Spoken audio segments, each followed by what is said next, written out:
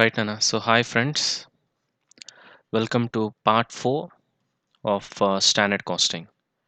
Right, guys, let's continue with this session. So, in part 1, already we have covered the basics. Part 2, we have covered the material variances with logic. And in part 3, we have covered labor variances. Now, this part, we're going to cover what? Overhead variances. Okay.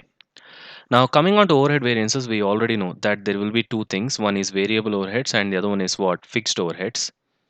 Now, when it comes to standard costing, any problem that is based on these two overhead variances, one point that you have to remember, you know, one point that you have to keep in your mind is you always need to find SR per hour as well as SR per unit and keep these two figures ready before you start solving variances, especially overhead variances based problems. Is that clear? Now, this point, make it very clear.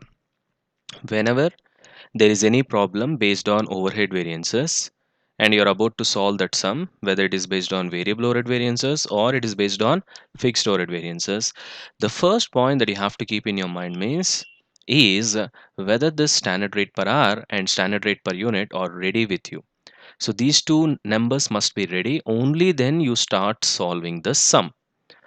Now the question is, sometimes this will be directly given in the question. Directly you will find SR per hour is equal to so much, SR per unit is equal to so much in the question. Sometimes it will not be given in the question. In that case, you need to find it out by yourself. Now the question is how to find it out by myself. Very simple. If it is variable overhead sum, then standard rate per hour is nothing but budgeted variable overheads divided by budgeted hours. If it is you want rate per unit, very simple, budgeted variables divided by budgeted output. Correct? So there is nothing much you need to think over here. So if it is a variable overhead based sum and you want standard rate per hour, then budgeted variable overheads must be divided with budgeted hours. If it is a rate per unit, instead of dividing with hours, you have to divide it with units. Pretty simple. Now, if it is fixed overhead based sum, you can easily guess. So it should be budgeted fixed overheads divided by budgeted hours. Will give you standard rate per hour in case of fixed overhead variances. If you want in units, that also it's pretty easy. Budgeted fixed overheads divided by budgeted output instead of hours. So these formulas you will use only if it is necessary. So don't come to a conclusion that by default, if at all you want to solve a sum based on overhead variances, you have to mandatorily use these formulas. It is nothing like that. Only in case of need you will use it. Is that clear? Now make this point very clear. Is that clear? So what you have to do is that when you read a problem, see for SR per hour and SR per unit in the question, whether it is variable overhead based sum or it is fixed overhead based problem. Is that clear? Now once the information is directly given in the question, no problem. If it is not given in the question, then what you do is that you can try to use this formula. If it is variable overhead based sum, you can use this formula. If it is fixed overhead based sum, and then find out these figures, only then you start solving the problem. Is that clear? Chalo, let's move on to the next slide.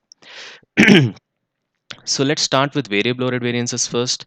So variable overhead cost variances will be divided into two. One is expenditure variance, the other one is efficiency variance. As we already know, the formulas will not change, so it's gonna be 1 minus 2, 3 minus 2, and 1 minus 3. Correct? Now let's go for the formulas 1, 2, and 3. Now, one set of formula is pretty much similar to your labor variances. So it is very easy to remember. What is the first one? Tell me with respect to labor variances, what it is? SH into SR per hour. Correct? What is the second one? AH into AR per hour. Correct? What is the third one? AH into SR per hour. Everybody knows this. Right, Nana? Now, this formula we can say it is based on time because you're using hours. Correct? We can have an alternative formula which is based on units, or we can also call it as output. Look at the alternative formula. Here it will be actual output into standard rate per unit. Here it will be actual output into actual rate per unit. Here it will be standard output into standard rate per unit. Now you might be wondering, sir, should I use this formula or this formula? It depends upon you. You can use any formula that you want depending upon the question. Is that clear? Now, you might be thinking that why there are two different formulas. Don't worry about these two, but literally they actually mean the same. How? Let's take an example. I'll take a different color so that you'll understand it better. Okay, let's take an example. One unit has to take 2 hours, which means 2 hours is allowed per unit. Is that clear? To manufacture one unit of finished good, 2 hours is allowed. Rate per hour. is 10 rupees. For 1 hour, it will cost you 10 rupees per hour. Actual output is 2000 units. Suppose there is an information like this. Is it clear? 1 unit is allowed to take 2 hours. Listen to my words carefully, okay? 1 unit is allowed to take 2 hours, and per hour the rate is 10 rupees and actual output is 2000 units. Now let's apply it over here. What is SH? You already know. What is SH? Standard hours required for actual output of finished goods. How many standard hours you need per unit of finished good? 2 hours into what is the actual output? Standard hours for actual output na. So 2 hours into what is the actual output? 2000 units into what is standard rate per hour? Per hour the rate is 10.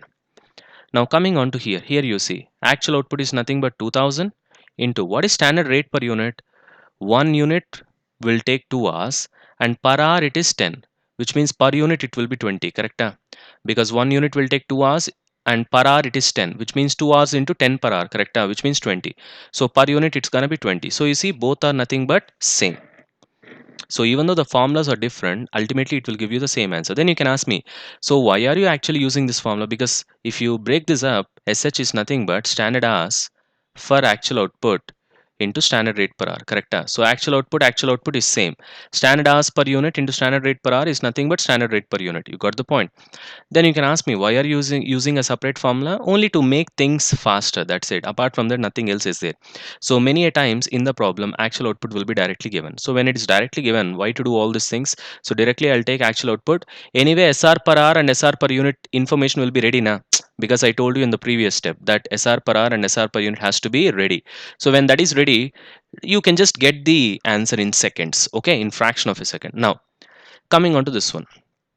Okay, this is pretty much normal. What about this? What about SO? SO is nothing but standard output for actual hours worked.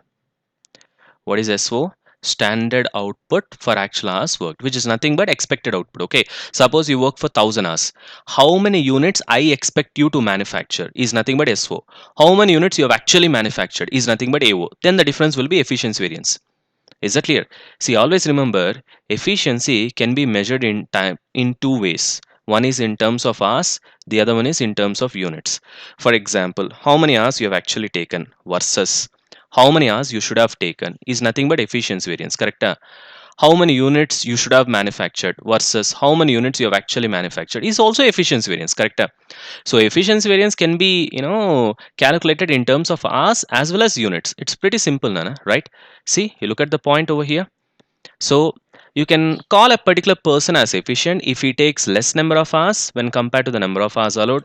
You can call a particular person as efficient if he manufactures more number of units when compared to the number of units that he is expected to manufacture. Is that clear? So pretty simple, guys. You can manufacture efficiency in terms of hours as well as in terms of units. In terms of hours, how many hours you have taken, which is nothing but actual hours, versus how many hours you should have taken, which is nothing but standard hours. In terms of units, how many units you have manufactured, which is nothing but AO, and how many units you should have manufactured, which is nothing but SO, right? And that is what we have got here. Is that clear? One more important thing here is, here actual hours means it is actual hours worked. Please keep it in mind. I hope you can understand the logic. Why it is actual hours worked? Because you look at the cost here. What cost is this? Variable cost. And you know that what is the nature of variable cost? It varies along with the output or units. And output or units are possible only when you work. So when you work, there will be units that you manufacture and therefore variable overheads will be incurred. If you don't work, say for example in idle hours, there will be no units that will be manufactured, correct? When there is no units that is manufactured, where is the question of output? Is that clear? So when there is no output means there is no question of variable overheads, clear? So therefore here actual hours worked, actual hours means it is actually actual hours worked. So keep this point in your mind, clear? Because it is a variable cost and variable cost varies along with your output, and output will be there only when you work, therefore it should be actual hours worked only. Is that clear? Right. Now you are flexible, you are flexible to use any formula when you're actually solving the sum. You can either use this or this, you can either use this or this, you can either use this or this. It's your wish ultimately. Is that clear? When you are solving a sum, I hope this is clear, correct? Let's move on. Now we'll go to something called fixed overhead variances. Now you already know Even if it is fixed overhead variances or any overhead variances for that matter, whether it is variable overheads or fixed overheads, it doesn't matter. Ultimately, you need to find SR per hour as well as SR per unit, correct? You understand the point? Now, fixed overhead cost variances, once you are ready with this, then only go for this, okay? Fixed overhead cost variances is divided into two. One is expenditure and the other one is volume. Now, volume will be further classified into three: capacity, efficiency, calendar. Volume will be further classified into three: capacity, efficiency, and calendar.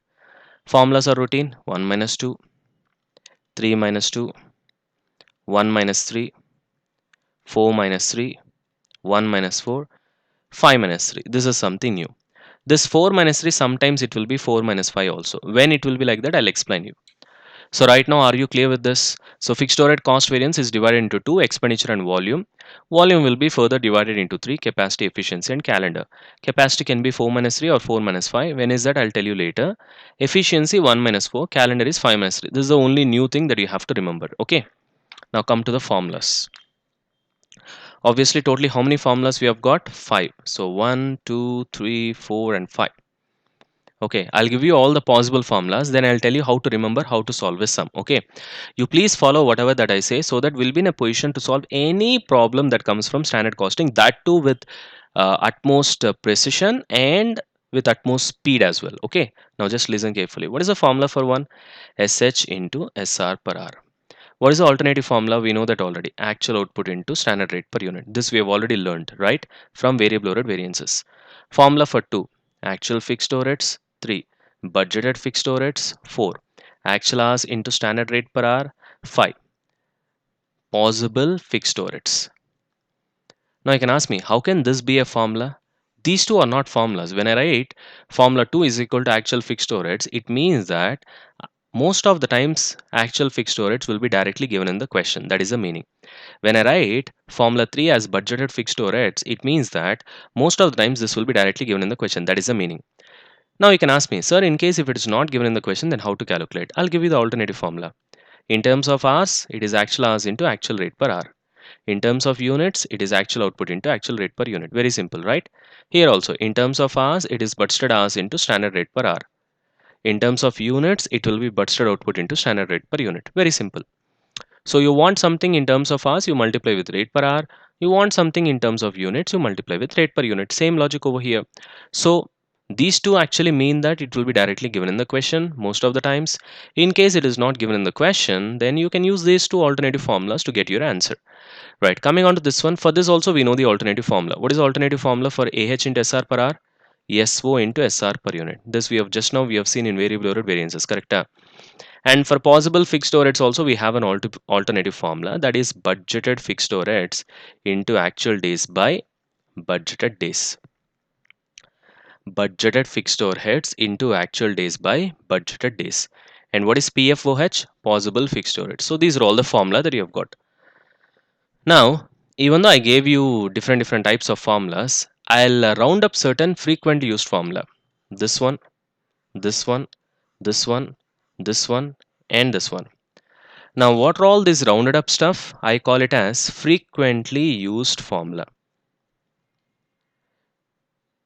Now, you can ask me, what do you mean by frequently used formula? Whenever we try to solve any sum, first we'll try to write for formula 1, it will be this one. For formula 2, it will be this. Formula 3, it will be this. Formula 4, it will be this. And formula 5, it will be this. And we'll try to solve it. In case we don't get the answer with the use of this particular formula, then only we'll go for the alternative ones, which I've already shown you here. Is that clear? All right. Now, let's move on. Now, come to the previous slide. Okay. Now, what do you mean by this formulas, each and everything? Pretty simple. Look at expenditure variance. What is the formula? 3, 2. What is 3? 3 it is not 3 is nothing but budgeted fixed overheads. What is 2? Actual fixed overheads. So the expenditure variance is nothing but the difference between budget and actual. 3 is nothing but budget. 3 is budget, 2 is actual. So expenditure variance is nothing but the difference between budget and actual fixed overhead. So pretty simple to understand, correct? What about volume variance? It is 1 minus 3. What is 1 then? Look at the formula here carefully. This is 1. If you look at this formula carefully, I told you in part 1. I think you should remember part 1. I told you there are 3 types of overheads. budgeted overheads, absorbed or standard overheads, and the third one is actual overheads. There you go and see in part 1 what is the formula I gave for absorbed overheads.